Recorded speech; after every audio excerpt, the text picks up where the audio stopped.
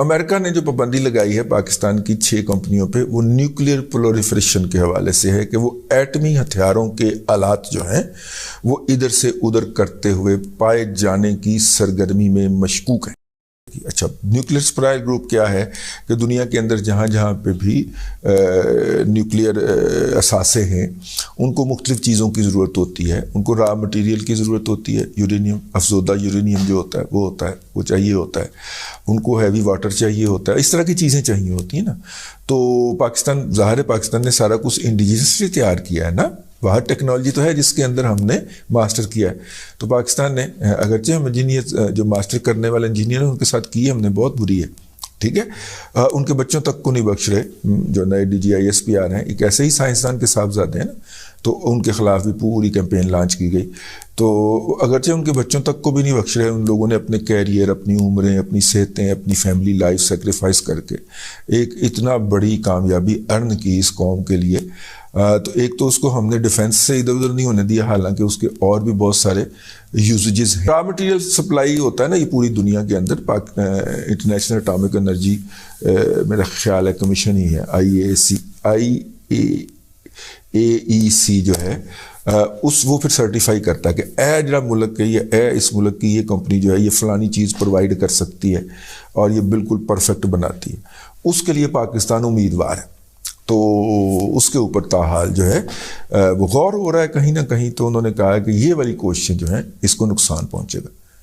ऐसी बुरी खबर बारहा दफ़ा पाकिस्तान में मुदाखलत भी की, और फिर जो उनके ताल्लुकात की नोयत है भारत के साथ वो भी किसी से ढकी छुपी नहीं है, उसकी एक ख़ास नोयत है।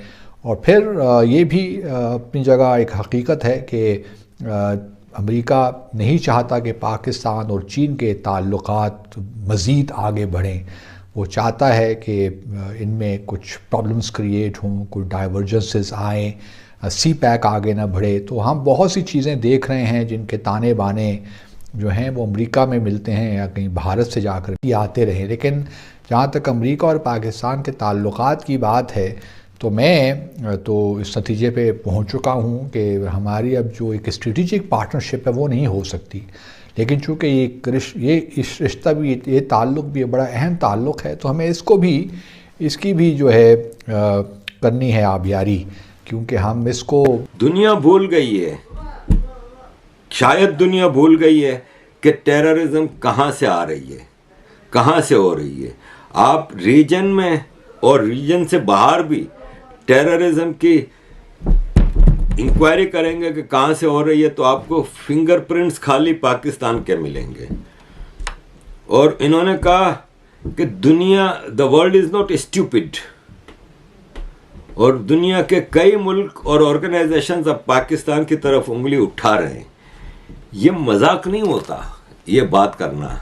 सलमान खुर्शीद होते थे भारत के फॉरेन मिनिस्टर कांग्रेस के, जो कहीं बैठते थे, दुनिया कहीं जाते थे तो ऐसा लगता था वो पाकिस्तान के फॉरेन मिनिस्टर हैं, भारत के नहीं है, पाकिस्तान की तारीफें कर रहे होते थे।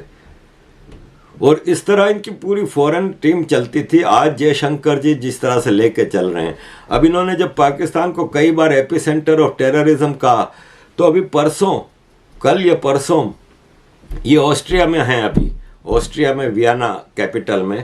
तो जयशंकर जी से वहाँ पे ऑस्ट्रियन एंकर ने कुछ सवाल किए एपी सेंटर ऑफ टेररिज्म के हवाले से, सुनने लायक है। Several weeks ago, you called Pakistan, your neighbor, the epicenter of terrorism. Well, I did it again today without using the word Pakistan. Yes, and this doesn't sound very diplomatic, does it? No, because you are a diplomat doesn't mean you are untruthful. I could use much harsher words than epicenter. So believe me, considering what has been happening to us, I think epicenter is a very diplomatic word, because this is a country which has attacked the Parliament of India some years ago, which attacked the city of Mumbai, which went after hotels and foreign tourists, which every day sends terrorists across the border. But of so course sometimes when we of talk, course not as a country.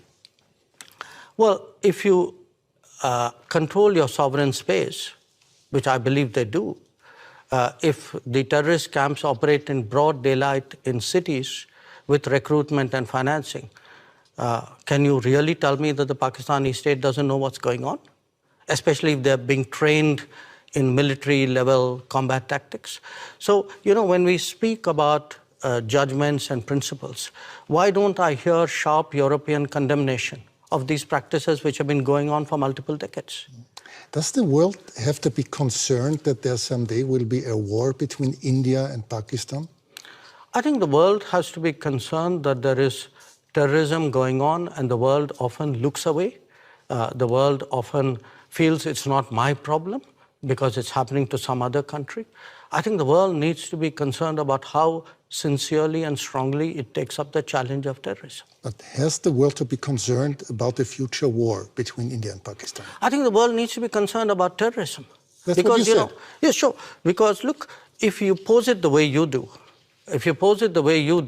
that's like giving a free pass to terrorism, saying, let's worry about the next consequence of it. I am worried about the terrorism. Okay, let's change the subject. You frequently said that India has a very complicated relationship. अजीज दोस्तों, ये एक ऐसा diplomat का चेहरा है कि जब ये बात करते हैं तो पता लगता है कि किस देश का नुमाइंदा है ये, और भारत को इतना एक इंटरनेशनल लेवल पे डिफ़िकल्ट सिचुएशन का सामना है, उसमें ये जिस तरह से चीज़ों को लेके चल रहे हैं और अकेले लड़ रहे हैं।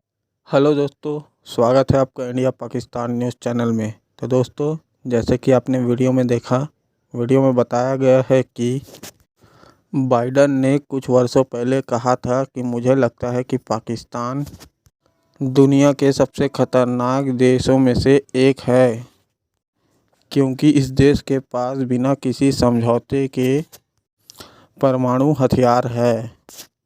बाइडन ने जो कहा था वह बिल्कुल सच साबित हुआ है।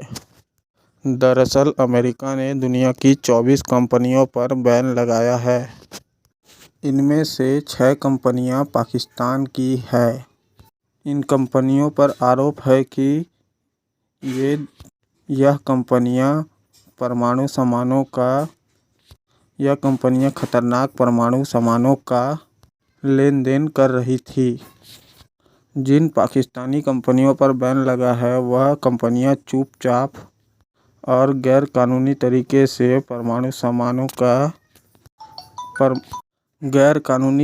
से परमाणु तकनीक हासिल कर रही थी, ताकि पाकिस्तान की परमाणु तकनीक को मजबूत किया जा सके। पाकिस्तान की यह कंपनियां टेक्नोलॉजी को दूसरे कंपनियों को चोरी छुपे बेच रही थी।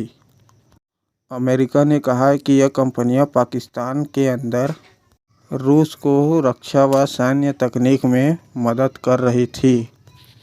साथ ही ईरान की कुछ कंपनियों की भी मदद कर रही थी चोरी छुपके। अमेरिका के ऐलान से कि पाकिस्तान की सेना के प्रमुख आसिम मुनीर को जोर का झटका लगा है। आसिम मुनीर नया जनरल बनते ही पाकिस्तान की परमाणु ताकत को बढ़ाने में लगे हुए थे, लेकिन पाकिस्तान की इस कोशिश को अमेरिका ने उसके ऊपर पानी फेर दिया है। अमेरिका के कॉमर्स डिपार्टमेंट ने जिन कंपनियों पर बैन लगाया है वह लातविया, पाकिस्तान, रूस और सिंगापुर की और स्विट्ज़रलैंड की है। अमेरिका ने कहा कि यह कंपनियां अमेरिका की राष्ट्रीय सुरक्षा और विदेश नीति के लिए खतरनाक साबित हो सकती है, इसीलिए इन कंपनियों पर बैन लगाए जा रहे हैं। तो दोस्तों, अगर आपको ऐसी वीडियो देखना पसंद है तो हमारे चैनल को सब्सक्राइब करके हमें सपोर्ट करें। धन्यवाद। जय हिंद, जय भारत।